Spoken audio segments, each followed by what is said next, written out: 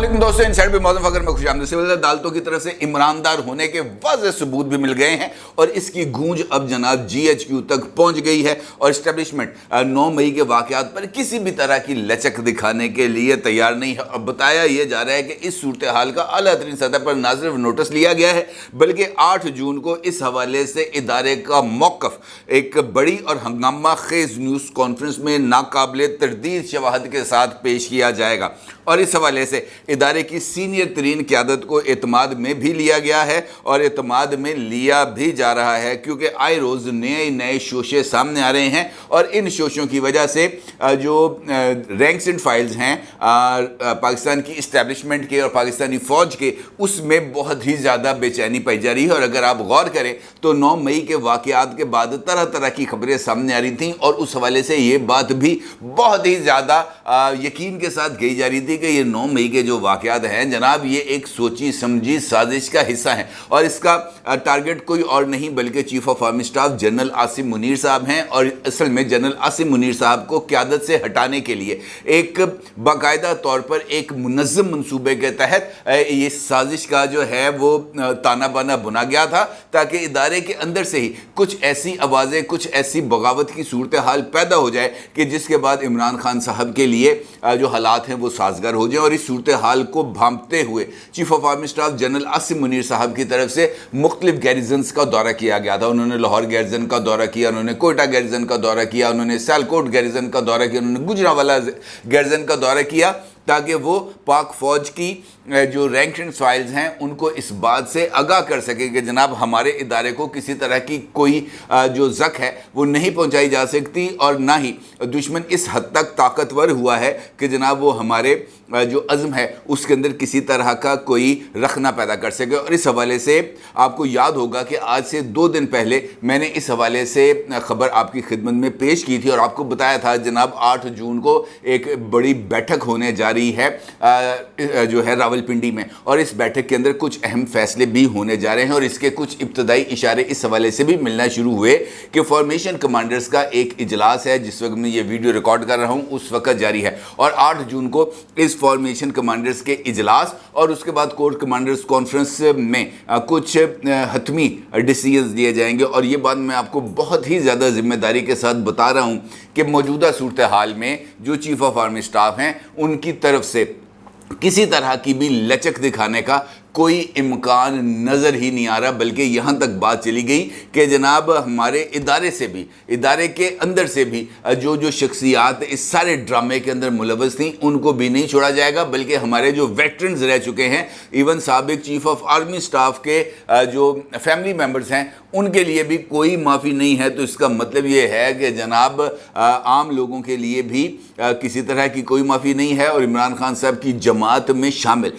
जो उनके सरकर्दा अफराद हैं उनके लिए भी किसी तरह की कोई माफ़ी नहीं है। अब अगर माफ़ी नहीं है तो फिर ये सवाल उठता है और बहुत ही ज़्यादा बड़ी, जिसे मैं कह सकूं कि बहुत ही ज़्यादा शिद्दत के साथ सवाल उठता है कि जनाब एक जानिब हम ये कह रहे हैं कि किसी के लिए कोई माफ़ी नहीं है और दूसरी जानिब पाकिस्तान की अदलिया और ख़ास तौर पर पंजाब की अदलिया ये जो है वो धड़ाधड़ मुकदमात जो है उनको खारिज क्यों कर रही है, क्यों जो है ये डॉक्टर यास्मीन राशिद हों या चौधरी परवेज़ इलाही साहब हों इनको डिस्चार्ज ऑर्डर्स मिल रहे हैं, इसकी क्या वजह है? और क्या इस सारे मामले में ये बात कही जा सकती है कि हमारी मिलिट्री इस्टेब्लिशमेंट का रिजॉल्व तो सबके सामने है, लेकिन प्रोविंशियल गवर्नमेंट या प्रोविंशियल इदारे और ख़ास तौर पर कानून नाफिज करने वाले इदारे और कानून पर अमल दरामद या कानून की खिलाफ वर्जी पर सज़ा देने वाली पाकिस्तान की अदालतें, उनके अंदर ये रिजॉल्व नज़र क्यों नहीं आ रहा? क्या वजह है कि वो 9 मई के जो मुर्तकब अफराद हैं उनके लिए उनके दिल के अंदर बहुत ज़्यादा नरमी है। कभी जनाब वो MPO के तहत अगर किसी को नज़रबंद किया हुआ है तो वो MPO का अहकामात को कलअदम करार दे दिया जाता है, उसके बाद जनाब किसी को ज़मानत फौरी तौर पर दे दी जाती है, किसी को फ़िज़िकल कस्टडी में देने की बजाय उसको जनाब जुडिशल कस्टडी पर भेज दिया जाता है। ये बहुत सारी इबहामी सिचुएशंस हैं जो सामने आती हैं और अगर आप इसके ऊपर गौर करें तो ये मामला यहाँ तक नहीं है, बल्कि मैं अगर आपसे ये कहूँ कि हमने अभी तक माजी की गलतियों से सबक ही नहीं सीखा تو یہ زیادہ بہتر ہوگا، کیونکہ ماضی کے اندر ہم نے دیکھا، میں بہت زیادہ ماضی میں نہیں جاتا لیکن یہ بات سامنے ضرور آتی ہے کہ جب بھی کسی بھی جگہ پر چینج ہوئی ہے گورنمنٹ، تو اس کے بعد ایک ذرا ٹف قسم کا ٹارگٹ دیا گیا اور لوگوں کو ذرا ہارڈ ٹائم ملے، جس کی وجہ سے ان کو اس بات کا احساس ہوا کہ جناب اس موقع پر اگر ہم نے پولیٹیکل سرگرمیاں کرنے کی کوشش کی یا ہم نے کسی کو دباؤ میں لانے کی کوشش کی تو یہ ہمارے لیے بہت ہی زیادہ خطرناک ہوگا۔ میں زیادہ دور کی بات نہیں کرتا، میں 2018 کی بات، اس سے پہلے کی بات کرتا ہوں، جب نواز شریف صاحب کو پاناما کیس کے اندر ججمنٹ دے کر ان کو عہدے سے ہٹایا گیا اور پھر نواز شریف صاحب نے ایک لانگ مارچ کیا اور وہ اسلام آباد سے آئے لاہور، اور راستے میں انہوں نے نیریٹو اپنایا کہ مجھے کیوں نکالا، اور ہر ایک پڑاؤ پر وہ یہ بات کرتے چلے گئے کہ جناب میں اگلی جگہ پر جا کے بتاؤں گا مجھے کیوں نکالا۔ لاہور آ گیا اسلام آباد سے، لیکن انہوں نے آج تک یہ بات نہیں بتائی کہ ان کو کیوں نکالا گیا، کیا وجوہات تھی۔ وہ صرف اس کو ایک پولیٹیکل نیریٹو کے طور پر استعمال کرتے رہے، کیونکہ ان کو اس بات کا اندازہ تھا کہ اگر میں اس لائن کو کراس کیا، اس سے آگے بڑھا تو پھر میرے لیے پرابلمز آئیں گی۔ گجرانوالہ کا جلسہ وہ جلسہ تھا پی ڈی ایم کا، جہاں پر نواز شریف صاحب کی طرف سے اس وقت کے سٹنگ آرمی چیف اور sitting D G I S I کا نام لیا گیا اور یہ کہا گیا کہ جناب مجھے نکالنے میں ان دو افراد کا بھی ہاتھ تھا، اور اس کے بعد پھر ایک طویل خاموشی طاری ہو گئی۔ عمران خان صاحب کا معاملہ ذرا اس سے مختلف تھا، کیونکہ عمران خان صاحب نے اقتدار میں رہتے ہوئے ہی جو ہے انہوں نے اپنا نیریٹو بنانا شروع کر دیا تھا۔ میر قاسم، میر جعفر اور اس طرح کی چیزیں انہوں نے ابھارنا شروع کر دی تھیں، اور پھر انہوں نے نیوٹرلز کا نام لے لے کر تنقید کرنا شروع کر دی تھی۔ ہونا تو یہ چاہیے تھا کہ جس وقت عمران خان صاحب نے جو آئین ہے اس کی خلاف ورزی کی، آرٹیکل 5 کو امپوز کیا اور اس کے ساتھ ساتھ ایک غیر آئینی رولنگ دلوائی قاسم سوری سے، ان کو فوری طور پر آرٹیکل 6 کے تحت ایبروگیشن آف دی کانسٹیٹیوشن کے الزام کے تحت ان کو ٹرائل کرنا چاہیے تھا، لیکن شہباز شریف صاحب کے پاس شاید اس وقت اتنی پاور نہیں تھی یا ان میں اتنا دم نہیں تھا کہ وہ عمران خان کو ٹرائل کر سکتے۔ لیکن اس کے بعد جب عمران خان صاحب کو بنی گالہ میں لے کے جایا گیا، اگر اس وقت ہی عمران خان کو نظر بند کر دیا جاتا اور عمران خان کے تمام رابطوں کو منقطع کر دیا جاتا تو شاید عمران خان کے حوصلے نہ بڑھتے۔ یہ ایک پہلا موقع تھا جب عمران خان کو ریلیف دیا گیا۔ دوسرا موقع 25 مئی کا تھا جب عمران خان صاحب کی طرف سے لانگ مارچ کو نکالا گیا، اور اس لانگ مارچ کو روکنے کے لیے رانا ثناء اللہ کے حکیمی فارمولوں نے بہت زیادہ جو ہے انہوں نے اس کو آزمایا، اور اس کے بعد سپریم کورٹ آف پاکستان کے نے ایک فارمولہ طے کیا، لیکن عمران خان صاحب نے اس فارمولے کو بھی پس پشت ڈالا اور توہین عدالت کے مرتکب ہوئے۔ لیکن اعجاز الاحسن صاحب کا وہ جملہ آج بھی تاریخ کے اندر لکھا گیا ہے کہ جناب ہو سکتا ہے ان کو پتہ ہی نہ چل سکا ہو کہ سپریم کورٹ کے آرڈرز کیا ہیں، اور پھر اس کے بعد آئی ایس آئی کی ڈیوٹی لگی، ایم آئی کی ڈیوٹی لگی، اور آئی بی کی ڈیوٹی لگی، اور اسلام آباد کی ایڈمنسٹریشن کی ڈیوٹی لگی کہ جناب وہ اپنی اپنی رپورٹ دیں، تاکہ اس کے بعد اس بات کا جائزہ لیا جائے کہ عمران خان کے خلاف توہین عدالت ہونی ہے یا نہیں ہونی۔ اور وہ دن اور آج کا دن وہ رپورٹس جمع ہو گئیں، لیکن عمران خان کے خلاف توہین عدالت کی کارروائی انیشیٹ نہیں ہو سکی، اور عمران خان کو اس سارے واقعات سے حوصلہ ملا کہ وہ 9 مئی کی پلاننگ کر سکے، کیونکہ ایک بات ان کے ذہن میں بیٹھ گئی کہ جناب میری کو ہوا کی طرف کوئی نہیں دیکھ سکتا، چاہے وہ سول ایڈمنسٹریشن ہو، چاہے وہ عدالتیں ہوں، مجھے ہر طرح سے ریلیف ملتا ہے، مجھے مکھن میں بال کی طرح نکال دیا جاتا ہے۔ اور ان کی اس رائے کو تقویت 9 مئی کو ملتی ہے جب ان کو گرفتار تو کیا جاتا ہے، لیکن اس کے بعد ان کی محبت جو ہے عمر عطا بندیال صاحب کے دل میں نہ صرف جاگتی ہے بلکہ ان کے لیے مرسیڈیز گاڑی بھی آ جاتی ہے، اور عمران خان کی اس رائے کو تقویت ملتی ہے کہ جناب میری طرف کوئی نہیں دیکھ سکتا، اور اس کے بعد آرمی ایکٹ کو اپلائی کرنے کے علاوہ اور کوئی چارہ نہیں بچتا۔ لیکن اس کے بعد بھی ابھی تک عمران خان یا ان کے جو قریبی لوگ ہیں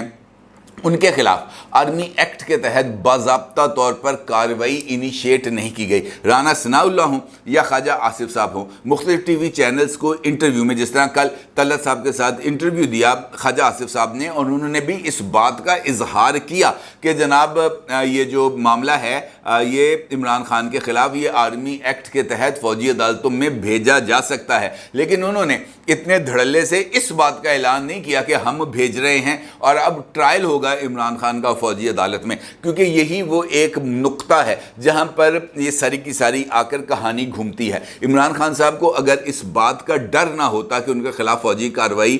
جو ہے فوجی عدالت میں کارروائی ہو سکتی ہے، تو پھر وہ مختلف انٹرویوز میں، جس کا میں نے رائٹرز کے ساتھ انٹرویو کا سے 2 دن پہلے حوالہ بھی دیا تھا، وہ ایک نئے نیریٹو کی بنیاد بنانے کی طرف نہ جاتے کہ جناب پاکستان کی ملٹری اسٹیبلشمنٹ میری جماعت کو کرش کرنے کی جو ہے وہ نہ صرف بھرپور کوششیں کر رہی ہے، بلکہ وہ جبری طور پر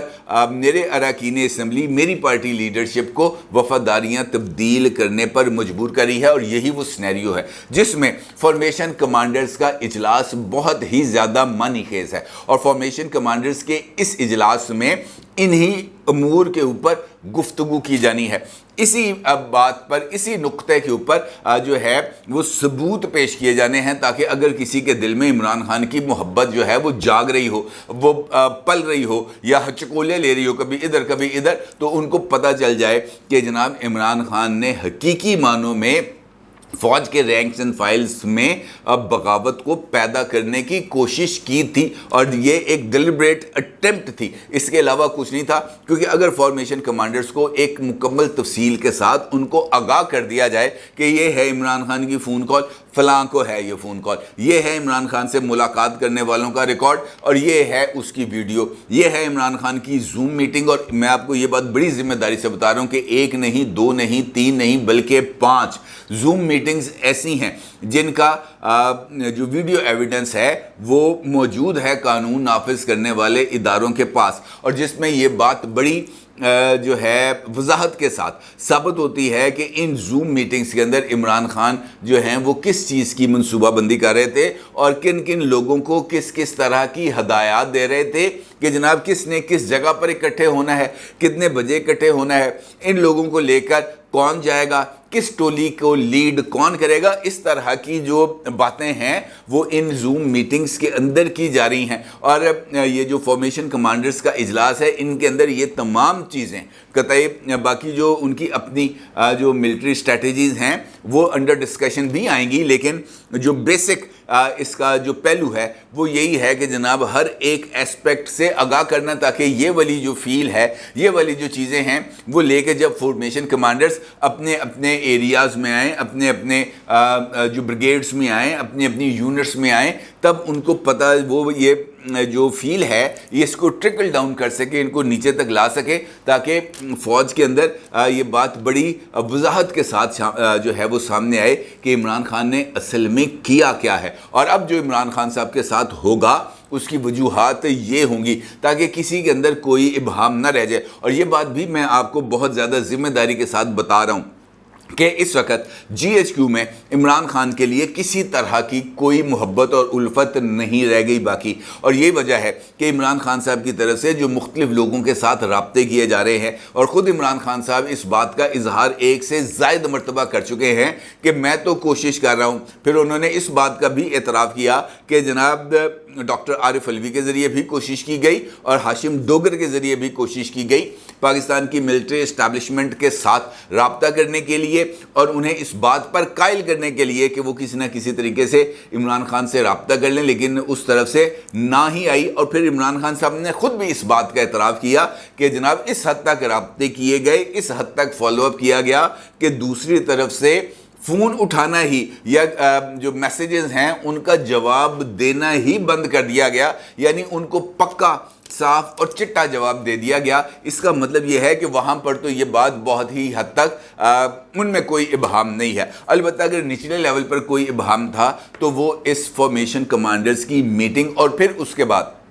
کور کمانڈرز کی میٹنگ کے اندر فائنل ہو جائے گا، اور اس کے بعد جو کور کمانڈرز کی میٹنگ ہوگی 8 جون کو، اس کے بعد پھر یہ بات بھی واضح ہو جائے گی ایک بڑی پریس کانفرنس کے اندر کہ جناب کون سا کام ہے جو وہ کرنے جا رہے ہیں۔ اور اس کے اندر بھی میرا نہیں خیال کہ کوئی ابہام باقی رہ جائے گا کہ جناب، کیونکہ اصل میں چیز یہ رہ جائے گی نا باقی کہ جناب یہ جو ایویڈنس ہے یہ ہم نے شو کرنا ہے یا نہیں شو کرنا ہے، اسی بات کا فیصلہ ہوگا۔ اور اگر انہوں نے اس بات کا फैसला कर लिया कि जनाब ये हमने शो करना है, तो फिर ये जो प्रेस कॉन्फ्रेंस होगी ISPR की तरफ से एक बड़ी और धमाका खेज न्यूज़ कॉन्फ्रेंस, ये हकीकी मानों में धमाका खेज भी होगी और इसके असरात भी होंगे। और इस मरतबा शायद इमरान खान के पास इमरान खान के अलावा कोई और ऐसी शख्सियत नहीं होगी जो मीडिया पर आकर इमरान खान को डिफेंड कर सके। और वैसे भी इस बात का भी अब आपने देख ही लिया है कि मीडिया के दरवाजे इमरान खान के लिए बंद हो गए हैं। इसका मतलब यह है कि सिस्टम ने इमरान खान को सिस्टम से ही इररेलेवेंट करने का फ़ैसला कर लिया है। और उसके बाद जो अगला मरला होगा वो पब्लिक पॉलिटिक्स से भी इमरान खान को इररेलेवेंट करने का होगा। ये एक कोशिश है, देखें ये किस हद तक कामयाब होती है। अपनी राय का ज़रूर इज़हार कीजिएगा। आपका बहुत शुक्रिया। अल्लाह हाफ़िज़।